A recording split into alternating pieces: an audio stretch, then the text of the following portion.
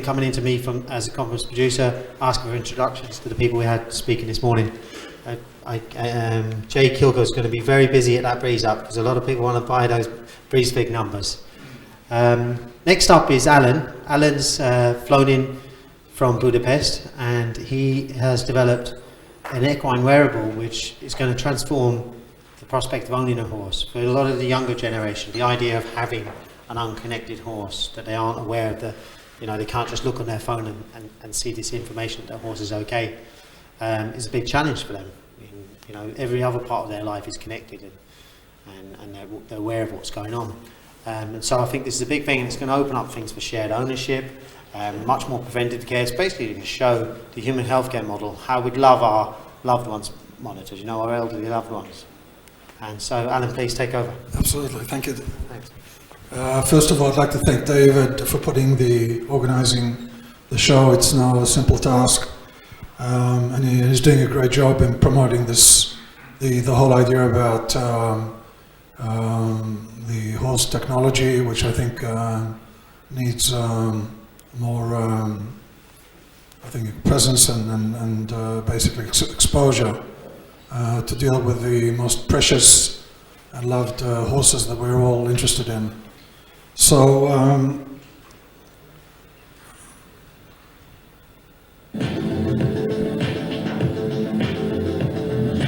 short introduction.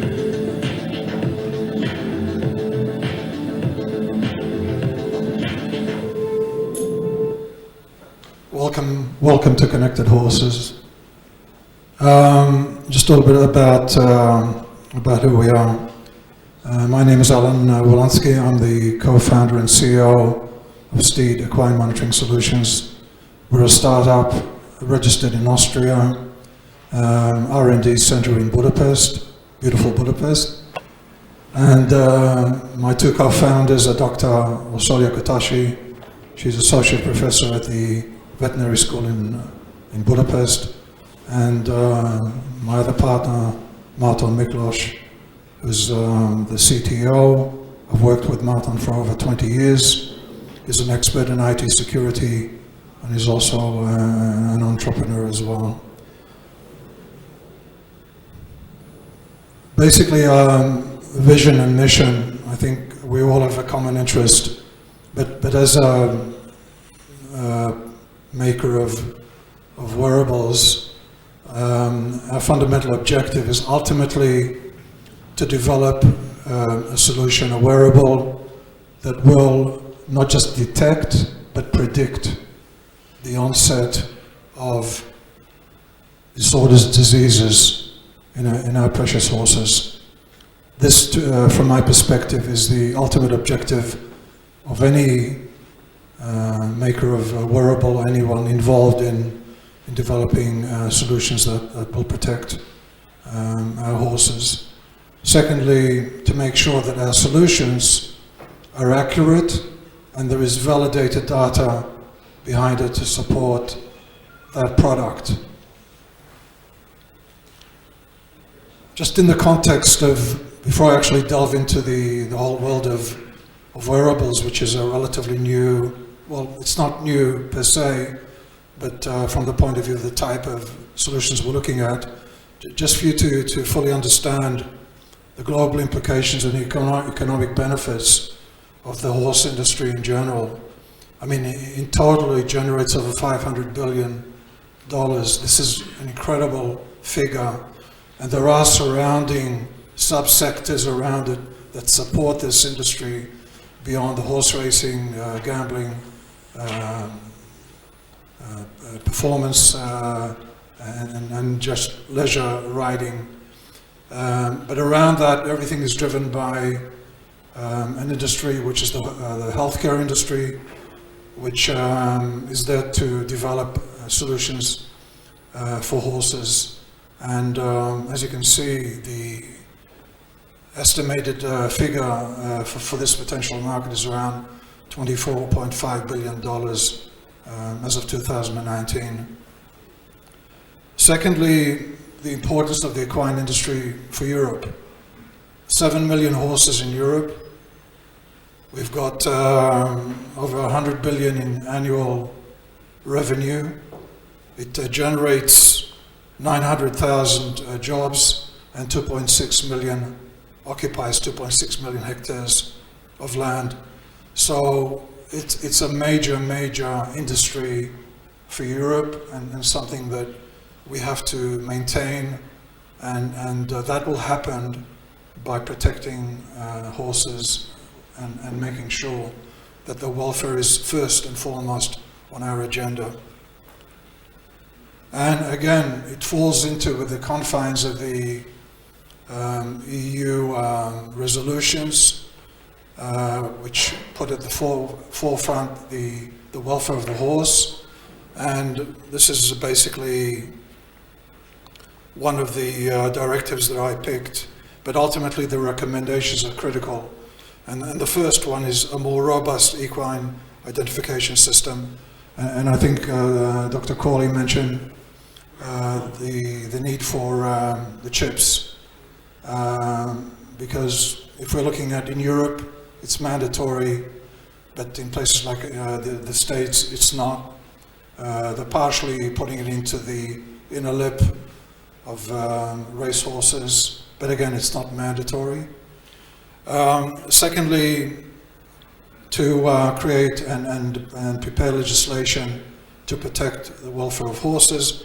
And thirdly, and most importantly, I think, is data, which is sadly lacking. Unfortunately, in this industry, and specifically when I was researching this whole sector, we found that most of the data is very old or subject to recent papers that were prepared by universities based on a grant, and again, this comes once in a period of maybe 1 in 5-10 years. So real data is very scarce, and even for example, when evaluating the causes of various diseases, disorders that horses suffer from, a lot of the work that has been done historically is based on very old data. And I go back to the information we received from the American Horse Council. Last year, there were 9.2 million horses in America. Now with the new report, there's 7.2 million. What happened to the 2 million horses? So in the context of the type of information and data that we should be able to generate, this only can come from having a connected horse. Not even the major pharmaceutical companies have this connection to the horse. Everything is secondary, and most importantly, the fact is that even that they admit that 85% of horse owners actually turn to their vet for information, and only 15% turn to industry. Now, that can only change if we have data flowing on a regular basis, and we're able to manipulate and mine it for the industry, for research institutions, for vets, and for pharmaceutical companies who should be, I think, the first ones on the list that should be interested in this type of information. Horses, I mean, they're massive creatures, unbelievable, powerful. When I started researching all this, 6,000 years ago, horses were domesticated. They evolved over the years, and their role in society has dramatically changed. And they've become too dependent on us for everything. And the 20 years that I've been connected with horses through my son, I've walked around the stables, I've looked at horses, and I mean, they're just like little children. You have to do literally everything for the horse, and the horse can't tell you how it feels, whether it's sad, whether it's lost its appetite, the conditions stink, and so forth. And so this is where some of the ideas came in actually developing the solution, is that being able to actually get the information from the horse without them actually having to tell me. By the way, I also know a vet who actually talks to horses and they tell him what the problem is, which is cool. I'd like to delve into what we're doing in the context of Steed's solution in 3 critical areas, because I'm sure Dr. Corley is well aware that there's a whole laundry list, shopping list of disorders and diseases that we'd like to deal with. But as a startup that's trying to commercialize a product, first and foremost we have to focus on the most critical areas of welfare for horses. And I picked the first topic, which is colic. Anyone not know what colic is? Okay. And did you know that it's the #1 cause of death in adult horses? It's actually the primary reason for emergency medical intervention. 10 to 11% of horses globally suffer from colic every year. And there are many, many reasons why horses colic. You know, you could be situated in an incredible environment, providing the horse with top-notch environment, food, water, and so forth. But did you know that transporting a horse from one show to another could have an emotional effect on the horse, which and cause a colic attack? And the economic value, loss of horses to colic. We have, like in America, it's been estimated that $70 million in horses are lost, and the overall economic impact, both in Europe and the States, is around 360 million euro. One of the major issues for vets is the inability to monitor sick or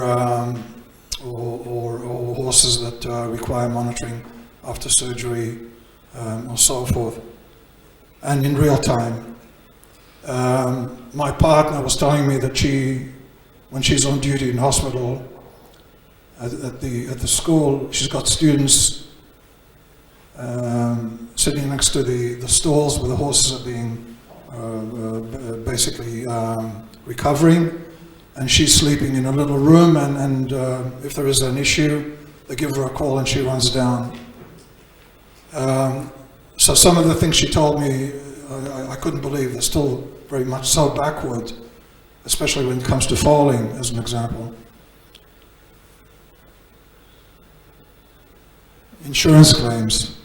Again, when I did this research, I actually contacted the broker for American Pharaoh. Who doesn't know who American Pharaoh is? Okay. I didn't know who American Pharaoh is until I spoke to the broker, and evidently this horse is doing well even in retirement. Basically, the broker told me and gave me this information through the American Insurance Institute. That basically the insurance companies pay out between $30 to $60 million every year in claims, and of which 5% are bogus.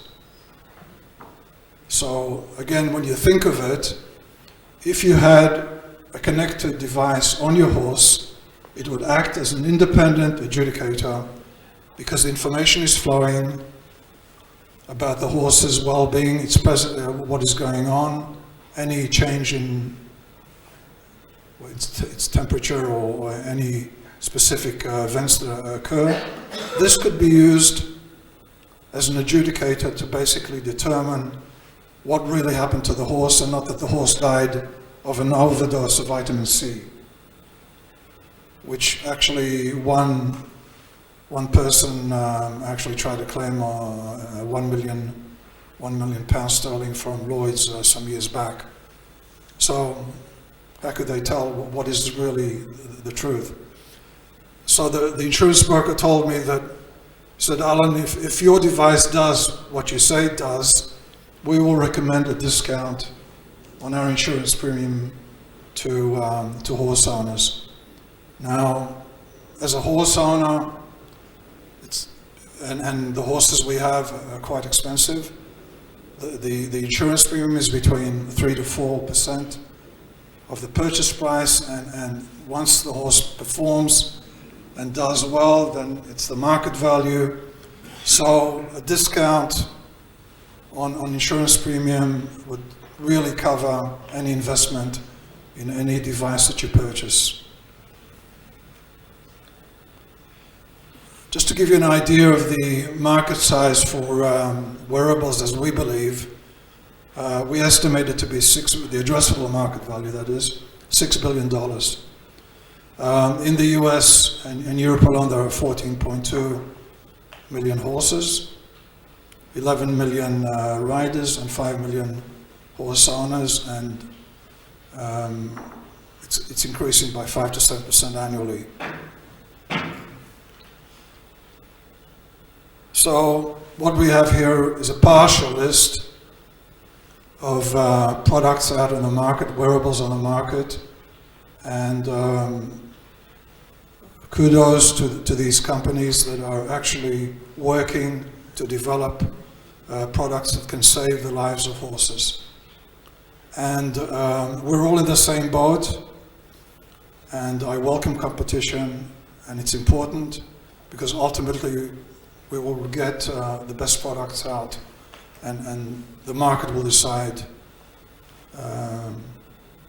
who's the winner and how should we work. And again, you've got products that go back as far as polo, and polo was actually developed for humans, and it's still, even in the material that they, on its website, said that, by the way, this was developed for humans. And so forth. And regarding the question of artificial intelligence, or the recognition, that the previous question that was posed to Dr. Corley, this product called Stable Guard was actually recently launched in America, and you basically have a camera that's situated in the stall in some position. It's fixed. It requires electrical point. Doesn't work on batteries or anything. It requires power. And there is software which uses artificial facial or movement recognition patterns based on movement, to determine if the horse is behaving or misbehaving. Again, this is the first that I'm aware of that uses this type of technology.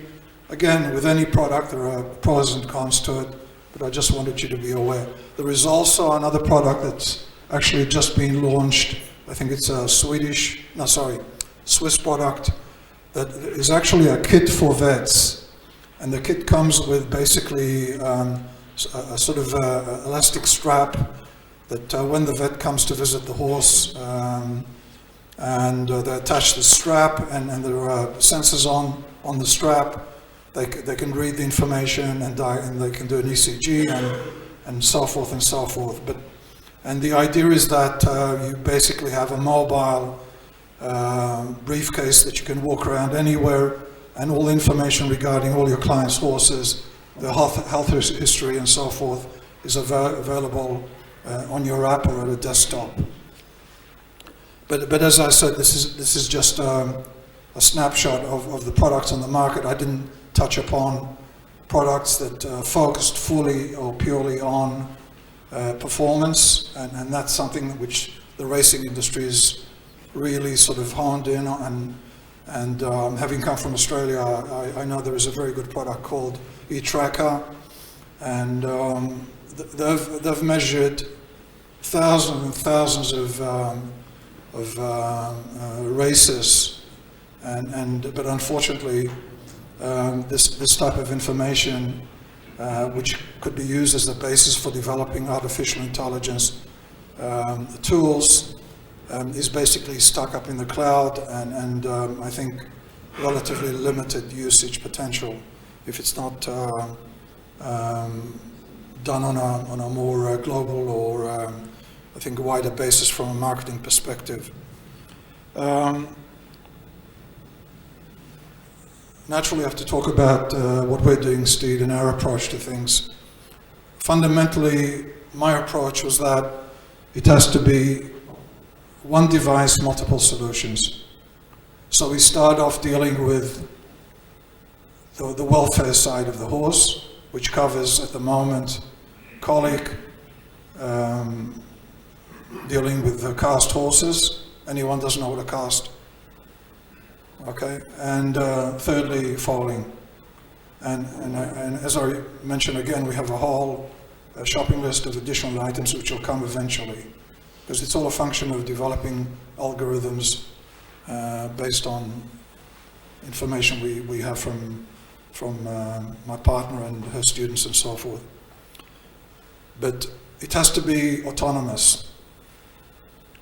So I'm pleased to show you for the first time a device which basically is fully autonomous.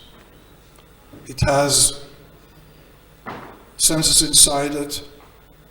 It also has a temperature sensor. It has an RFID reader. It's the only one that has an RFID reader. So when you actually initialize the product,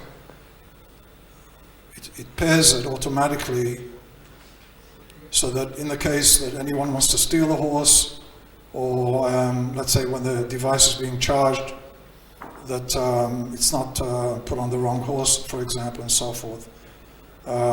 So there are many uses to it, but the RFID reader is in the device, and it is, we believe, an important factor, in addition to the other sensors that we're developing and included inside the casing.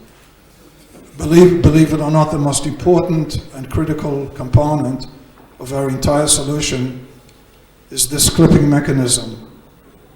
It took us 2 years to develop, because ultimately what I wanted was a device that sits on the horse in an area that doesn't affect, it can be there for 24/7. It's not for specific time periods of the day or for specific functions, whether it's you're doing performance, whether you're doing monitoring the horse's welfare, gait analysis, etc., etc. This can sit on the horse indefinitely. The only time you remove it is when you need to charge it once a week on a charging mat. And again, considering the type of people that unfortunately we have working in the barn and stables, they come and go. You can't rely on them as you would yourself. Conceptually, the idea was to limit the interaction between touching the device or doing anything with the device, and so forth. So as I said, the clamping mechanism, which we've just patented, I think is really just as important as the electronics that are in the case, because with the device as it is, you don't require a halter, you don't require a girth, you don't require a bib, you don't require anything else to attach on the horse, which I believe, and from reading different reports, is the major issue that potential buyers of products, of these wearables, have in having to deal with the product. To muck around with the setting it into the girth, connecting it to the electrodes, having to attach it to a blanket, and so forth. So the idea is that you attach it to the horse, it sits in a way that doesn't interfere with the horse's activities, it's robust, dust-proof, shock-proof, etc. And it also has an interchangeable skin. So you can have the name of your horse, you can have diamonds on it if you like, you can have your sponsor's name, etc. That conceptually was the whole point, that it had to be autonomous. Again, this is just a snapshot of the prototype of the app we've developed. Remember that we're dealing with two end users. One, we've got the owners, and secondly, we've got the vets. Now, through dashboards, we have the vet can see what is happening with the horse independently of what the horse owner sees if an alert is sent. So if, for example, there's a colic alert, and the owner has predefined that the vet has access to the data, then that vet will see a dashboard of information regarding that specific horse, which they require in order to make a call. And according to my partner, a vet has up to 6 hours to make a call about the severity of the colic attack. Now, considering that there are only 12,150 equine vets in Europe, which isn't a lot considering there are 243,000 vets in general, you can see the ratio of horses to vet or vice versa, that it means that the vet is depending on the proximity and the location of where the stable is and the location of the horse. They need immediate access to information to make the call about the condition of the horse, because in most cases colic attacks can be resolved with early detection. That's at least that's my understanding. But so the app is not just meant for the user, but it actually there is a component to it which is for the vet. So it's important as well, so when you're actually initializing the application, you upload all the historical medical information about the horse, apart from the type of horse, all the other stuff. But specifically, for example, if the horse has had a previous attack of colic, because if it has, then automatically it goes into a higher risk category. Because I'm not sure if you're aware, once a horse has colic, the chances of it happening again is quite high. So the whole point is that when we're talking about a connected device, we're able to not just have the user see what they want to see about the horse's condition, but at the same time the vet has access to the information, but through their eyes. This is sort of the data flow we have, and again, we're dealing with a device which has a GSM SIM card, so we don't require Wi-Fi, Bluetooth, or even if the network falls down, through our push technology, alerts are sent directly to the owner in case there's an alert. But understand, all the processing is done on the device. Basically, it's just like a smartphone. We don't transmit the information to the cloud, comes back. No, it pushes it. All the information, all the information is automatically processed on the device initially. Now, just to talk about the areas of validation. Again, it's not enough just to put a product out on the market.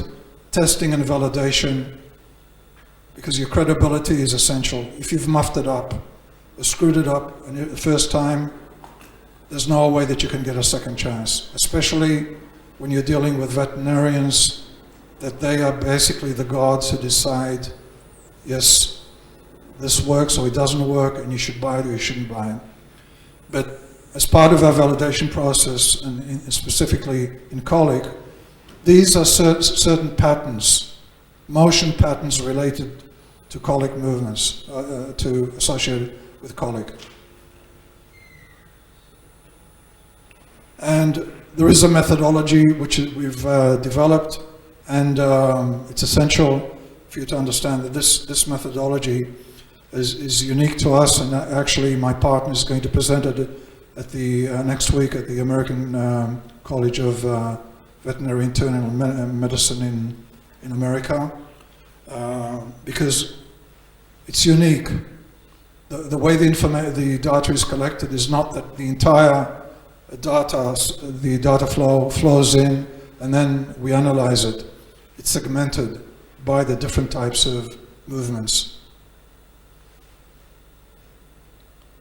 Some of our competitive advantages, I mentioned, it's the first autonomous device on the market. No need for dangerous halter, collar, or even girth. 24/7 coverage, machine learning capabilities, which ultimately will help us develop the tools to predict the onset of diseases and so forth. And our designs are patented in the US and Europe. If you have any more, if you'd like any more information regarding wearables, it's in the report that David prepared. And thank you very much for your attention. I'll take any questions now.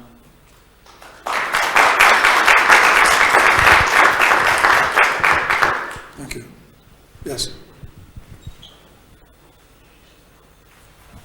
Hi, Emma from Miami Horse Rescue. I'm just wondering, what is the battery life on your device, and can it be used on horses that live outdoors? Is it waterproof? It's waterproof, it's shockproof, it's dustproof. We've seen horses rolling around. Just to understand, we hire trick horses. I mean, you know, it's like saying, well, we need 15 horses that are colicking in order. I mean, it just doesn't work. So you have trick horses. It's on roll now and stand up, sit down, lay down, and so forth. So yes, it's shockproof, waterproof, and naturally it's made of material which doesn't cause any damage or harm to the horse itself. What was the other? The battery life on It's 7 days. You put it onto the charging mat and it charges within a very short time. You put it back on the horse, and as I said, it won't pair. If by chance you give it to a stable hand or anyone to put on the horse, and by mistake they put it on the wrong horse, it'll send you an alert telling you that he. Yep.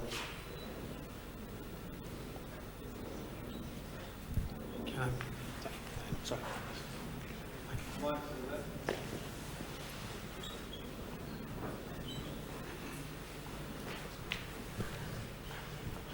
Thank you. Jake Kilgore. My question is kind of what she asked about, was out in the field. Is if you have the device on a horse that stays out in the field for 2 or 4 or 5 days, how does the data get from the device to the cloud or to the RFID reader?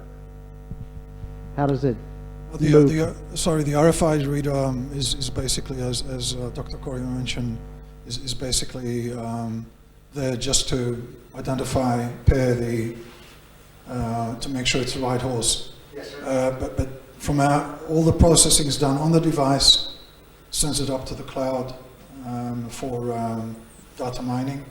Right, so the device has, Almost like a cellular thing, like a phone. So if you're within cellular antenna, it will go up. So if I have a horse in a 40-acre field and it's far away from a barn, the data is still going to be retrievable. Because you don't need a base station, and you don't require Wi-Fi or internet, and that's why it was essential that we have a SIM card and that can connect to basically in any region, any place in the world. And we're moving towards the LTE-M the next generation of communication technology. That's vital. Thank you. So my first question is, can the device be used on multiple horses? On what? Multiple horses. So if Multiple, you have- yes. Yeah. Well, yes, it's for herds as well. So, And the second question is, I was interested about the location where it's attached. So from the picture, it looked like it was attached to the mane. So I'm an endurance rider, I hunt, and recently I started getting an interest in polo. And there are 3 disciplines where we often hog the mane. So can the device be hooked on like someplace else, and is it effective?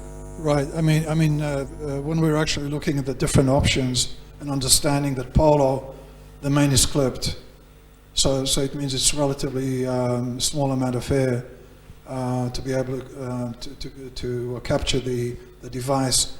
That we haven't tested, but ultimately this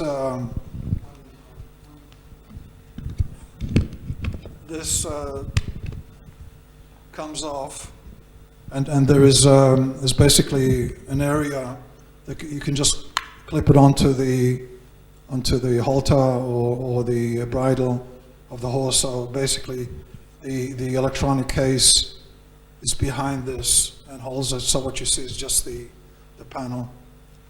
So And, just one more.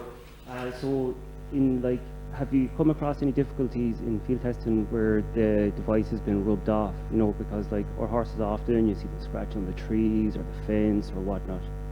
of course, I mean, as I said, we spent 2 years on this, and actually some time ago, somebody asked me the same questions: what happens if another horse says, "Oh, this looks like a carrot," and no, it's solid as a rock, and as I said, I think the proof is when we see horses rolling and playing around and whatever, and so it has to be of massive material, very strong, and that the mechanism, which is really the most important component, remains clamped on, irrespective of what happens. And just one final question on connectivity. So like here in Ireland, like we have a lot of problems, especially in rural areas, with internet connection and connectivity. So often, like you're out in the field and you don't even have enough bars to send a text message or anything like that. So does the device allow for that? And if it's like poor or no connectivity at certain points, does it like store enough data, and then when you have connectivity, upload it to the cloud? Right, that's exactly. I think one of the from our perspective, connectivity is number one, and you can't have the system sort of drop simply because you don't have internet connection. That's why we're using a GSM SIM card in the device. So if for example you're out in the field and you're not able to get the connection, it won't prevent. Yes, you're right. It will store whatever data, and then as soon as you're connected, it goes to the cloud. But I think the push technology will allow you, under any circumstances, to receive critical alerts in case there's an issue, which is the most important component, I think.